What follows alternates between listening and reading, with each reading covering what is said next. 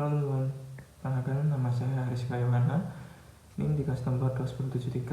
Di sini saya akan membawakan sebuah presentasi dari mata kuliah manajemen operasi. Materi kita hari ini mengenai tata letak, bisa diistilahkan layout ya. Oke, di sini teman-teman, konsep dasar tata letak layout.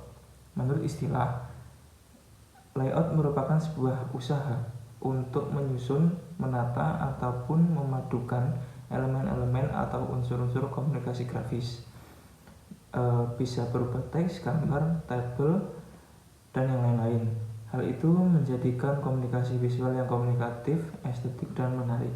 Jadi di sini teman-teman, layout itu biasanya bisa kita temui di dalam desain grafis ya. Dalam sebuah website biasanya layout itu digunakan untuk menarik ya, untuk memperindah sebuah website kita, untuk menarik para pembacanya. Bisa juga tata letak ini sebenarnya luas ya, luas dalam arti itu nggak hanya ditemui di website aja, melainkan bisa juga di dunia bisnis dalam tata letak sebuah usaha. Misal teman-teman mau membangun sebuah usaha, itu juga tidak lepas dari layout ya. Jadi bagaimana tata letak dari usaha kita, mau misalnya kita mau buka usaha F&B, usaha F&B itu juga harus memikirkan tata letaknya, di mana barnya, di mana kitchennya, di mana tempat duduknya, itu juga harus diberikan. Untuk apa? Untuk menarik pelanggan, biar estetik dan menarik itu teman-teman. Kemudian ada prinsip-prinsip layout. Dalam prinsip ini ada beberapa yang disebutkan, antara lain 1. Kesederhanaan, 2. Kontras, 3. Keseimbangan, 4. Keharmonisan, 5. Stressing. Yang pertama itu adalah kesederhanaan teman-teman. Kalau kesederhanaan, kenapa layout harus mencakup kesederhanaan? Yang jelas untuk tidak membuat bingung para pembacanya ya. Dalam arti kalau website kita, layout kita itu ribet, dalam artinya itu amburadul ya, nanti bingung para pembacanya untuk menelaah informasi yang ada dalam website tersebut. Kemudian kontras di sini harus ada pembeda antara materi satu dan materi yang lain, atau pembaca pertama dan pembaca kedua. Misal poin pertama itu menjelaskan mengenai definisi A, kemudian poin B menjelaskan tentang fungsinya. Nah, seperti itu harus dibedakan teman-teman ya. Kemudian ada keseimbangan, di mana semua materi yang ada di website itu, apa yang terkait dalam website itu harus seimbang, jadi tidak keluar dalam konteks materi gitu.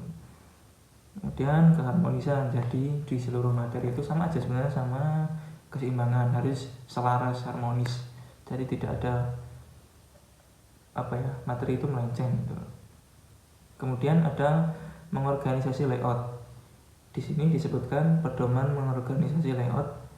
Untuk mengorganisasi layout antara lain: A. Menggunakan berbagai jenis ukuran untuk berbagai elemen. B. Membentuk suatu hierarki dari jenis ukuran untuk utama, subhead, teks, dan lain sesuai dengan format. Kemudian C. Semua format utama sama, semua teks harus di format sama, jadi setiap font itu harus sama, ukurannya juga harus sama. Kemudian D.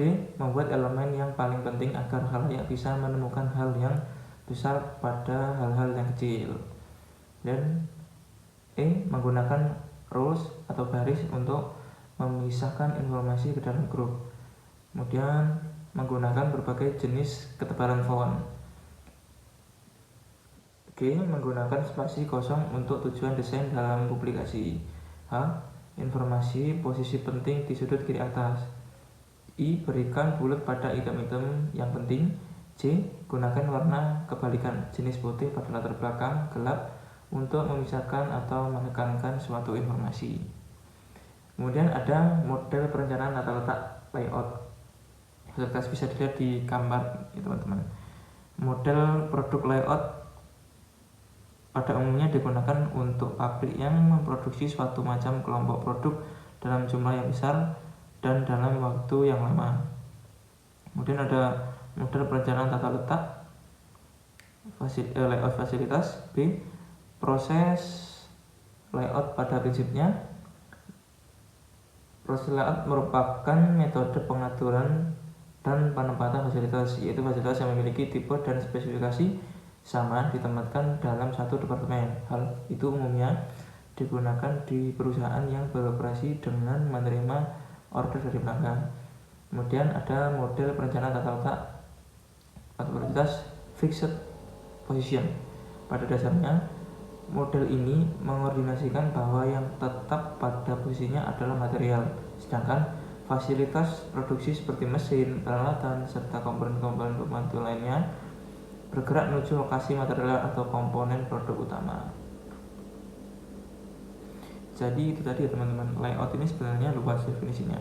Bisa digunakan dalam dunia desain, grafis, website itu maksud saya. Kemudian bisa juga digunakan dalam bisnis dalam arti membangun sebuah usaha ya. Tadi saya menyebutkan kalau layout itu bisa digunakan untuk bisnis, bagaimana cara menatanya, bagaimana cara nanti produksinya. Jadi semua itu memerlukan layout. Oke, sekian ya teman-teman presentasi dari saya. Apabila ada kurang lebihnya mohon maaf. Sampai berjumpa kembali di kesempatan lain. Assalamualaikum warahmatullahi wabarakatuh.